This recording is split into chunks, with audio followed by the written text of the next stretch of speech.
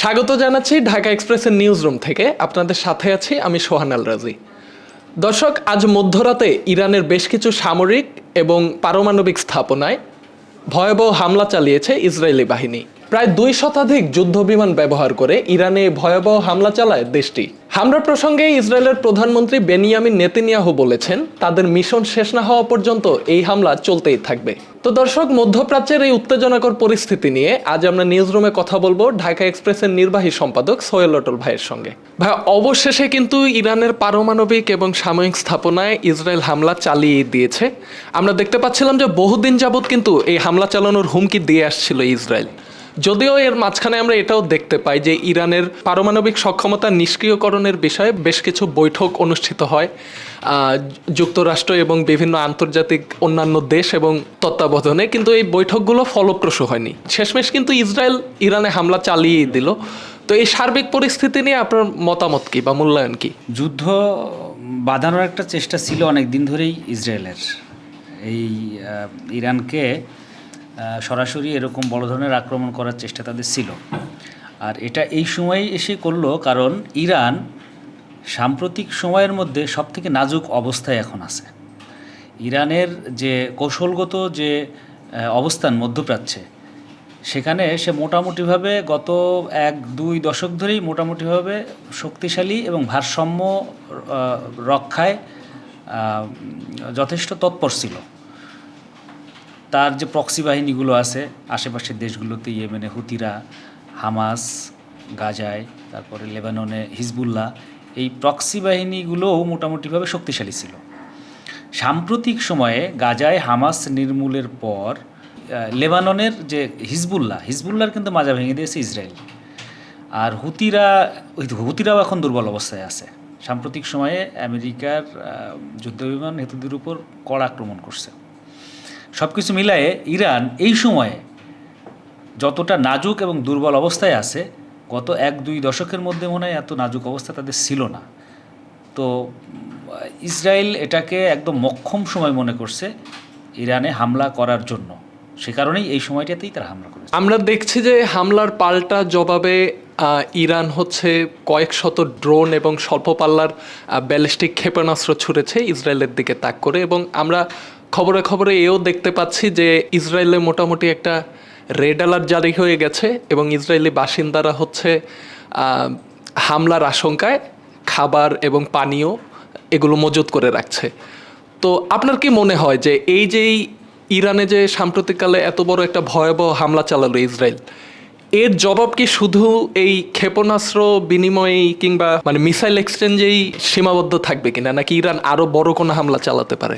আজকের মধ্যরাতে যে হামলাটা হয়েছে, ইসরায়েল যে হামলা করছে ইরানে খুব গুরুত্বপূর্ণ স্থাপনায় হামলা করেছে। তাদের পরমাণু স্থাপনাগুলো টার্গেট করেছে, তাদের সামরিক স্থাপনাগুলো টার্গেট করেছে, এবং ইরানের খুব গুরুত্বপূর্ণ কিছু ব্যক্তি নিহত হয়েছেন। পরমাণু কর্মসূচির যে প্রধান উনি নিহত হয়েছেন, সামরিক বাহিনীর প্রধান নিহত হয়েছেন, এরকমের আরও বেশ কিছু গুরুত্বপূর্ণ বিজ্ঞানীও নিহত হয়েছেন। অর্থাৎ ইসরায়েল সবসময় যেটা করে সুনির্দিষ্ট গোয়েন্দা তথ্যের ভিত্তিতে আক্রমণ করে থাকে তারা। ইরানের এ পর্যন্ত গত 1 দশকের হামলাগুলোও যদি আমরা বিবেচনা করি, তাহলে আমরা দেখতে পাই যে একদম সুনির্দিষ্ট তথ্যের ভিত্তিতে সুনির্দিষ্ট টার্গেটে তারা সবসময় হামলা করে থাকে, যে কারণে তারা যাকে মারতে চায় সেই ব্যক্তিই মারা যায়।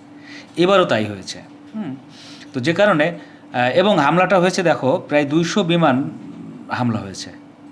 এত বড় বিমান বহর নিয়ে তেহরানের যে হামলা করে আসলো এরা, একটা বিমান ভূপাতিত হওয়ার সংবাদ কিন্তু আমরা পাইনি এখনও, যে একটা বিমান তারা ভূপাতিত করতে পারছে। তার মানে কি হচ্ছে, যে এই হামলা ইসরায়েল খুব পরিকল্পনা করে এবং মোটামুটিভাবে প্রস্তুতি নিয়েই হামলা করেছে তারা।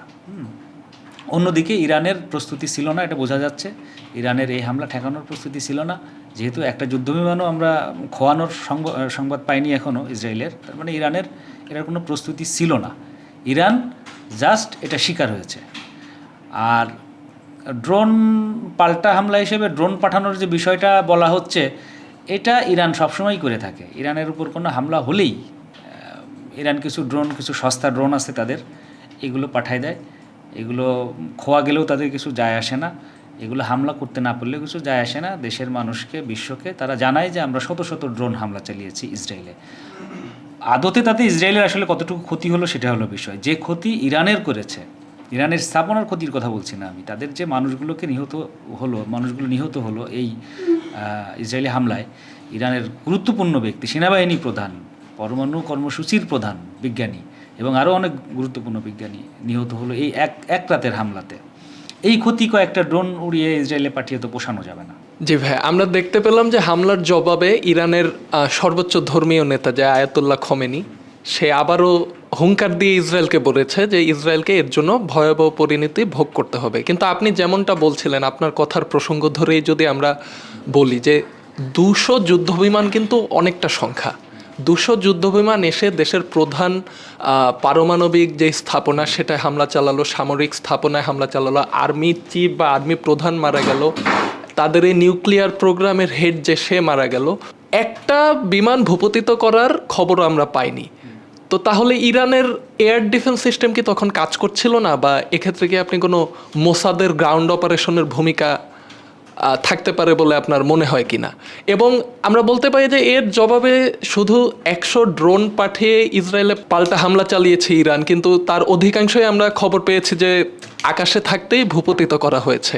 এবং এর সাথে যদি আমি এটাও জুড়ে দিতে চাই যে ইরান যখনই ড্রোন হামলা চালিয়েছে তখন থেকেই কিন্তু ইরানের যে রাষ্ট্রীয় টেলিভিশন এবং অন্যান্য গণমাধ্যম মানে ছোড়ার সঙ্গে সঙ্গেই খবর কিন্তু তারা অলরেডি পাবলিশ করে দিয়েছে যে আমরা ড্রোন ছুড়েছি ইসরায়েলের উদ্দেশ্যে। তো এই যে সকলকে জানিয়ে যে এরকম হামলা করে এবং অধিকাংশই যে আকাশে থাকতেই যে তাদের এই ড্রোনগুলো বা হামলাগুলোকে প্রতিহত করে ফেলে ইসরায়েল। তো আমরা কি ইরানকে একটা কাগজে বাঘ বলতে পারি, যাদের আসলে এই হুমকিগুলো শুধুমাত্র মানে মুখের বুলিতেই সীমাবদ্ধ, বাস্তবে ইসরায়েলকে বড় ধরনের ক্ষতির মুখোমুখি করা বা সম্মুখীন করা তাদের পক্ষে সম্ভব নয়? একেবারে এভাবে ঢালাভাবে বলা যায় না যে ইরানের অতটা সক্ষমতা নেই, কিন্তু এই সেক্ষেত্রে সর্বাত্মক যুদ্ধ লাগার দরকার। ইরানের হাতে যেসব অস্ত্র আছে, বেশিরভাগই ইরানের নিজেদের বানানো অস্ত্রগুলো, আর রাশিয়া থেকে কিছু অস্ত্র, এই যে তুমি বললে যে আকাশ প্রতিরক্ষা ব্যবস্থা, ইরান কিন্তু রাশিয়ার কাছ থেকে S-300 আকাশ প্রতিরক্ষা ব্যবস্থা পেয়েছে, যেটা বেশ কার্যকর। এই ইউক্রেন রাশিয়া যুদ্ধে আমরা দেখেছি যে রাশিয়া এই আকাশ প্রতিরক্ষা ব্যবস্থা ব্যবহার করছে। ইভেন ইসেতেও, সিরিয়াতেও দীর্ঘদিন ধরে S-300 মোতায়েন করে রেখেছে রাশিয়া। এটা কার্যকর আকাশ প্রতিরক্ষা ব্যবস্থা। এখন সেই ব্যবস্থাটা কেন কাজ করলো না বা কতটুকু কাজ করলো সেটা এখনই আমরা জানতে পারিনি, তবে এটা বুঝতে পারতেছি যে খুব একটা কাজ করেনি এটা, বা ইরানের যেসব নিজস্ব আকাশ প্রতিরক্ষা ব্যবস্থা আছে সেটাও খুব একটা কাজ করেনি। কাজ করলে এত গুরুত্বপূর্ণ স্থাপনা এই হামলা চালানো বা সফলভাবে হামলা চালানো সম্ভব হতো না ইসরায়েলের। পাশাপাশি আরেকটা বিষয় বলি, ইসরায়েলের হাতেও কিন্তু অত্যাধুনিক যুদ্ধবিমান রয়েছে। আমেরিকার তৈরি F-35, F-16, F-35 দুটোই ইসরায়েলের হাতে রয়েছে। তারাও এই F-35 যখন যুদ্ধবিমান বানানো হয়, এটা তো ইউরোপে বা আমেরিকার যৌথ ছিল, উদ্যোগ ছিল, সেই উদ্যোগে কিন্তু ইসরায়েলও ছিল। তো তাদের যে যুদ্ধবিমান, সেই যুদ্ধবিমানকে প্রতিহত করার মতো আকাশ প্রতিরক্ষা ব্যবস্থা ইরানের হাতে নেই বলে আমাদের কাছে মনে হচ্ছে এখন পর্যন্ত। ইরান যতই হুঙ্কার দিক না কেন, আর ইরানের যে নিজেদের ডোমেস্টিক যে আকাশ প্রতিরক্ষা ব্যবস্থা আছে সেটাও খুব একটা কার্যকর না এই সমস্ত যুদ্ধবিমানের বিপরীতে, সেটা প্রমাণ হচ্ছে। আর তৃতীয়ত যেটা বললে মোসাদ, হ্যাঁ, মোসাদ তো মানে one of the best intelligence in the world. Mossad তো দীর্ঘদিন ধরে, সেটা শুধু এই সাম্প্রতিক সময় না, দীর্ঘদিন ধরেই যে মোসাদ অত্যন্ত চৌকস গোয়েন্দা সংস্থা। তো ইরানের মধ্যে মোসাদের ব্যাপক প্রভাব আছে, সেটা আমরা অনেকবার প্রমাণ পেয়েছি। একটা কাশেম সুলাইমানি যখন নিহত হন, তখন এটা আমরা খুব ভালোভাবে, কাশেম সুলাইমানি চলন্ত অবস্থায় মানে যাচ্ছিলেন একটা জায়গা থেকে আরেকটা জায়গায়, এবং সুনির্দিষ্টভাবে শুধু তার গাড়িতেই ক্ষেপণাস্ত্র হামলা হয়েছে, ড্রোন বা যেটাই হোক না কেন হামলা করা হয়েছে। তো এই ইন্টেলিজেন্স যদি শক্তিশালী না হয়, তোমার হাতে যদি শক্তিশালী গোয়েন্দা তথ্য না থাকে, তাহলে এটা কোনোভাবেই সম্ভব না।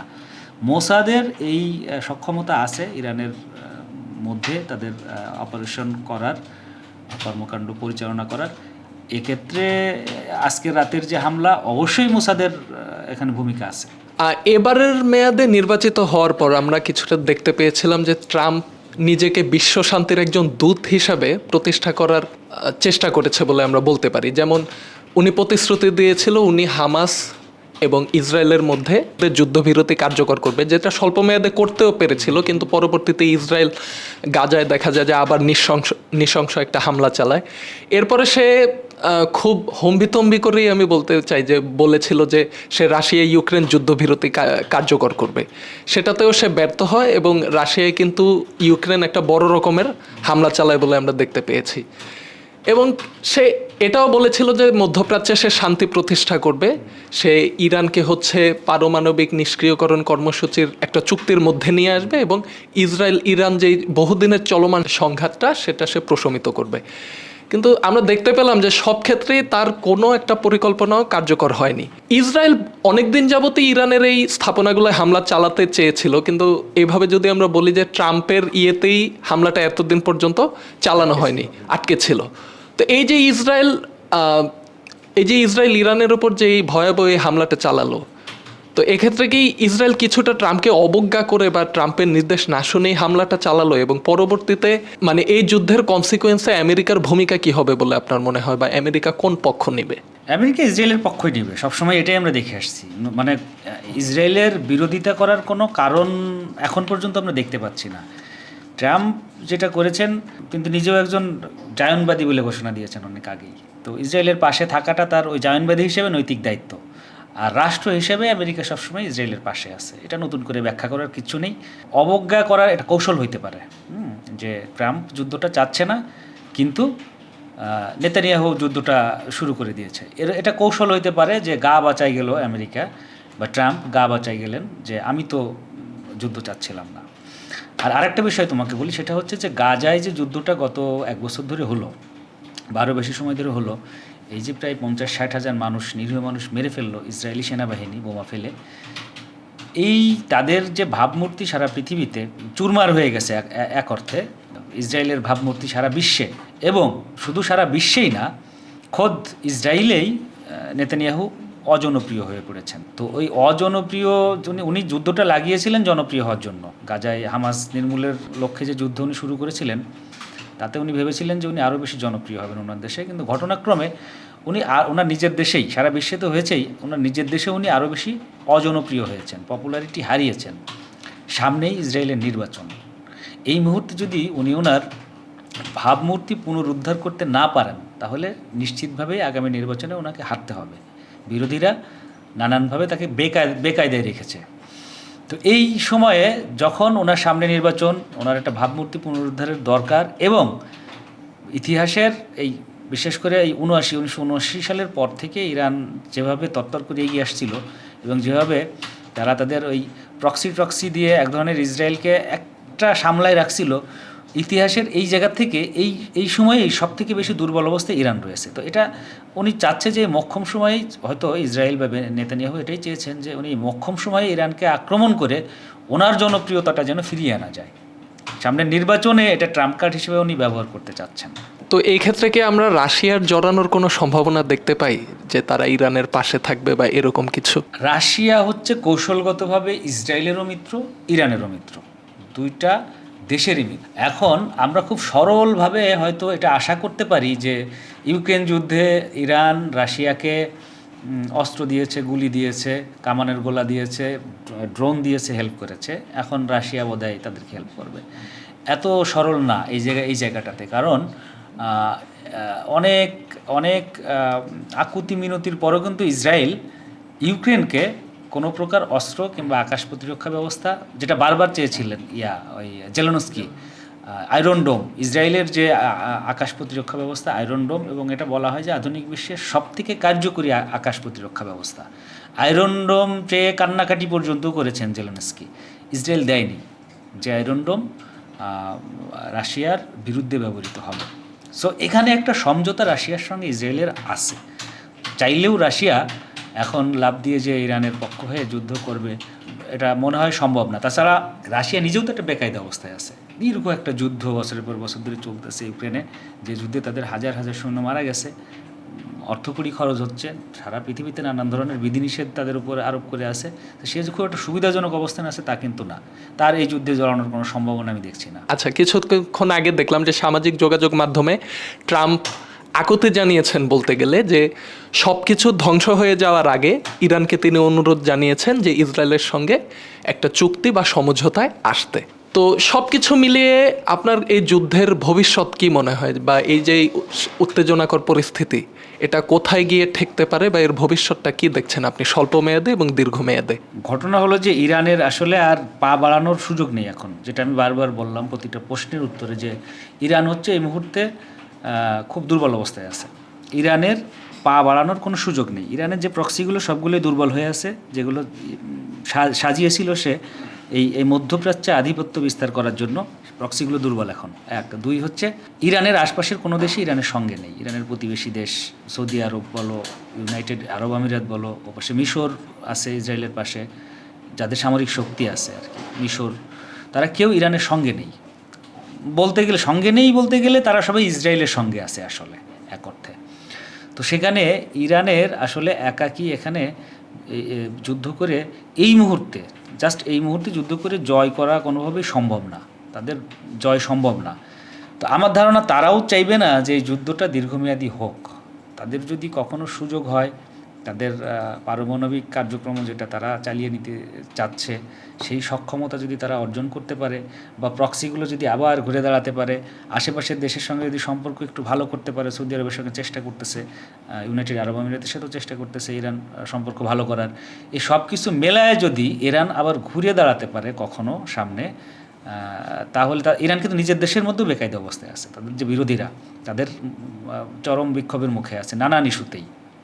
সব কিছু মিলায়ে ইরান মনে হয় না যে এই যুদ্ধটা, ওই যে কিছু ড্রোন পাঠিয়েছে, কিছু ড্রোন ম্যাক্সিমামই তো ওরা আকাশেই প্রতিহত করেছে ইসরায়েল, এরকমই হয়তো কিছু ড্রোন, আরও কিছু ড্রোন পাঠাবে, আরও কিছু ক্ষেপণাস্ত্র পাঠাবে, অল্প বিস্তর ক্ষতিও হবে ইসরায়েলের, এবং তারপরেই ইরান থেমে যাবে। আমার ধারণা যদি এরপরে ইসরায়েল আর কোনো হামলা না করে তাহলেই ইরান থেমে যাবে, এটা আমার ধারণা। কারণ ইরানের আগে বাড়ানোর মতো সুসময় এখন নেই। আপনাকে অনেক ধন্যবাদ ভাইয়া। Thank you. তো দর্শক, এই ছিল আজকে ঢাকা এক্সপ্রেসের নিউজ রুম পর্যালোচনা। আপনাদের সঙ্গে আবার দেখা হবে অন্য কোনো সময়ে অন্য কোনো টপিকে। ততদিন পর্যন্ত ভালো থাকুন, সুস্থ থাকুন, ঢাকা এক্সপ্রেসের সঙ্গেই থাকুন।